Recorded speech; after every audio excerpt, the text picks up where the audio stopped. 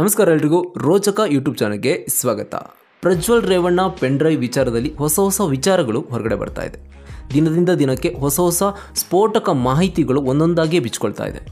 ಇನ್ನು ಇದೇ ಪ್ರಜ್ವಲ್ ರೇವಣ್ಣ ರಾಸಲೀಲೆ ವಿಡಿಯೋದಲ್ಲಿರುವ ಮಹಿಳೆಯರಿಗೆ ಬ್ಲ್ಯಾಕ್ ಮೇಲ್ ಮಾಡುತ್ತಿರುವ ಘಟನೆ ಹಾಸನದಲ್ಲಿ ಕಳೆದ 2-3 ದಿನಗಳಿಂದ ನಡೀತಾ ಇದೆ. ಪೆನ್ ಡ್ರೈವ್ನಲ್ಲಿರುವ ಸಾವಿರಾರು ವಿಡಿಯೋ ಮತ್ತು ಫೋಟೋಗಳಲ್ಲಿ ಕೆಲವು ಮಾತ್ರ ಲೀಕ್ ಆಗಿದೆ. ಹಾಗಾದರೆ ಉಳಿದ ವಿಡಿಯೋದಲ್ಲಿರುವ ಮಹಿಳೆಯರಿಗೆ ಒಂದು ಖತರ್ನಾಕ್ ತಂಡದಿಂದ ಬ್ಲ್ಯಾಕ್ ಮೇಲ್ ಮಾಡಿ ಅವರಿಂದ ಹಣ ವಸೂಲಿಗೆ ನಿಂತಿದೆ. ಹಾಗಾದರೆ ಆ ಖತರ್ನಾಕ್ ತಂಡದ ಹಿಂದೆ ರಾಜಕೀಯ ಕೈವಾಡ ಇದೆಯಾ? ಇನ್ನು ಪ್ರಜ್ವಲ್ ರೇವಣ್ಣ ಅವರು ಪೊಲೀಸರ ಮುಂದೆ ಬಂದರೂ ಕೂಡ ಅವ್ರನ್ನ ಅರೆಸ್ಟ್ ಮಾಡುವಂತಿಲ್ಲ.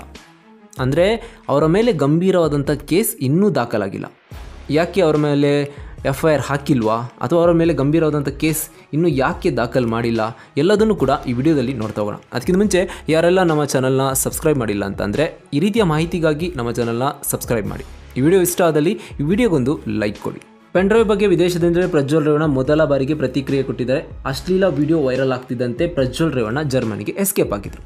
ಅದರೀಗ SIT ತನಿಖೆಗೆ ಹಾಜರಾಗುವಂತೆ ನೋಟಿಸ್ ಜಾರಿ ಮಾಡಿದ ಬೆನ್ನಲ್ಲೇ ಪ್ರಜ್ವಲ್ ರೇವಣ್ಣ ಅವರು ಟ್ವಿಟರ್ನಲ್ಲಿ ಮನವಿ ಮಾಡಿಕೊಂಡ್ರು. ಪ್ರಜ್ವಲ್ ರೇವಣ್ಣ ಅವರ ಈ ಪೆನ್ ಡ್ರೈವ್ ವಿಚಾರದಲ್ಲಿ ದಿನದಿಂದ ದಿನಕ್ಕೆ ಹೊಸ ವಿಚಾರಗಳು ಹೊರಗಡೆ ಬರ್ತಾ ಇದೆ. ಈಗ ಇದೇ ಪ್ರಕರಣದಲ್ಲಿ ಸ್ಫೋಟಕವಾದ ಮಾಹಿತಿಯೊಂದು ಹೊರಬಿದ್ದಿದೆ. ಪ್ರಜ್ವಲ್ ರೇವಣ್ಣ ಪೆನ್ ಡ್ರೈವ್ ಪ್ರಕರಣ ದಂಧೆಕೋರರಿಗೆ ಹೊಸ ಆದಾಯ ಕಲ್ಪಿಸಿಕೊಟ್ಟಂತಾಗಿದೆ. ಲೈಂಗಿಕ ದೌರ್ಜನ್ಯದ ದೃಶ್ಯಗಳಿರುವ ಪೆನ್ ಡ್ರೈವ್ ಲೀಕ್ ಆಗಿದೆ. ಈ ಪೆನ್ ಡ್ರೈವ್ನಲ್ಲಿ 2,000ಕ್ಕೂ ಹೆಚ್ಚು ವಿಡಿಯೋಗಳು, ಫೋಟೋಗಳು ಇವೆ ಅನ್ನೋ ಮಾಹಿತಿ ಕೇಳಿಬಂತಾ ಇದೆ. ಇವುಗಳಲ್ಲಿ ಕೆಲ ಫೋಟೋ ಮತ್ತು ವಿಡಿಯೋ ಹೊರಗೆ ಲೀಕ್ ಆಗಿದೆ, ಮೊಬೈಲ್ಗಳಲ್ಲಿ ಶೇರ್ ಆಗ್ತಾ ಇದೆ. ಅದು ಬಿಟ್ಟು ಪೆನ್ ಡ್ರೈವ್ನಲ್ಲಿ ಇನ್ನೂ ಬಹಳಷ್ಟು ವೀಡಿಯೋಗಳಿರ್ಬೋದು ಅಂತ ಹೇಳಲಾಗ್ತಾ ಇದೆ. ಆ ವಿಡಿಯೋಗಳನ್ನು ಯಾರ್ಯಾರ ಹತ್ರ ಇದೆಯೋ ಆ ವಿಡಿಯೋಗಳು ಅವರೆಲ್ಲ ಅದರಲ್ಲಿ ಒಂದಷ್ಟು ಜನ ಬ್ಲ್ಯಾಕ್ ಮೇಲ್ ದಂಧೆಗೆ ಇಳಿದಿದ್ದಾರೆ ಅನ್ನೋ ಮಾಹಿತಿ ಈಗ ಕೇಳಿಬರ್ತಾ ಇದೆ.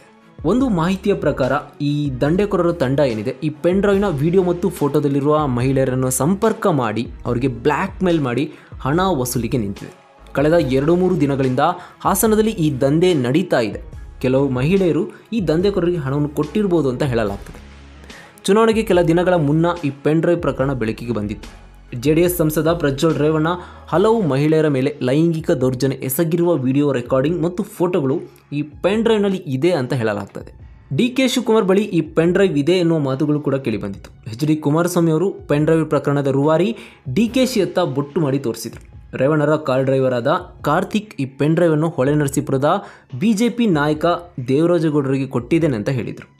ಇನ್ನು ಈ ಪೆನ್ ಡ್ರೈವ್ ಪ್ರಕರಣದಲ್ಲಿ ಈಗ ಏನು ದಂಧೆ ನಡೀತಿದೆ ಇದರ ಹಿಂದೆ ರಾಜಕೀಯ ಕೈವಾಡ ಇದ್ರೂ ಕೂಡ ಇರ್ಬೋದು.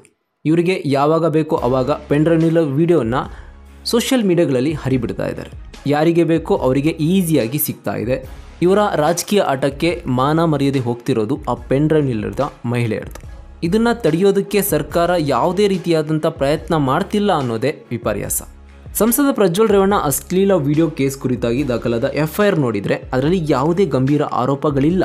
ಅವರು ಪೊಲೀಸರ ಮುಂದೆ ಬಂದರೂ ಕೂಡ ಬಂಧಿಸಲು ಅವಕಾಶ ಇಲ್ಲ ಅಂತ ಕಾನೂನು ತಜ್ಞರಾದ ವಕೀಲ ಸುಧನ್ವ ಹೇಳಿದರು.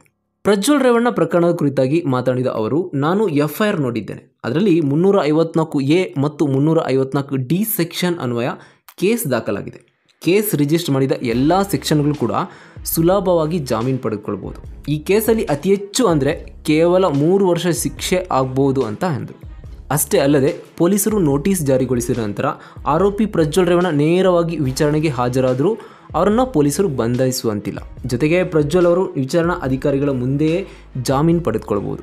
ಇಲ್ಲವೆಂದರೆ ನೇರವಾಗಿ ನ್ಯಾಯಾಲಯಕ್ಕೆ ಹೋಗಿ ಹಾಜರಾಗಿ ಜಾಮೀನು ಪಡೆದುಕೊಂಡು ನಂತರ ವಿಚಾರಣೆಗೆ ಹಾಜರಾಗೋದಕ್ಕೆ ಅವಕಾಶ ಇದೆ ಅಂತ ತಿಳಿಸಿದ್ರು. ಇದನ್ನೆಲ್ಲ ನೋಡ್ತಾ ಇದ್ದರೆ ಇಲ್ಲಿ ರಾಜಕೀಯ ಬಲ ತುಂಬ ಚೆನ್ನಾಗಿ ಪ್ರದರ್ಶನ ಆಗಿರೋದು ನಮಗೆಲ್ಲ ಗೊತ್ತಾಗುತ್ತೆ.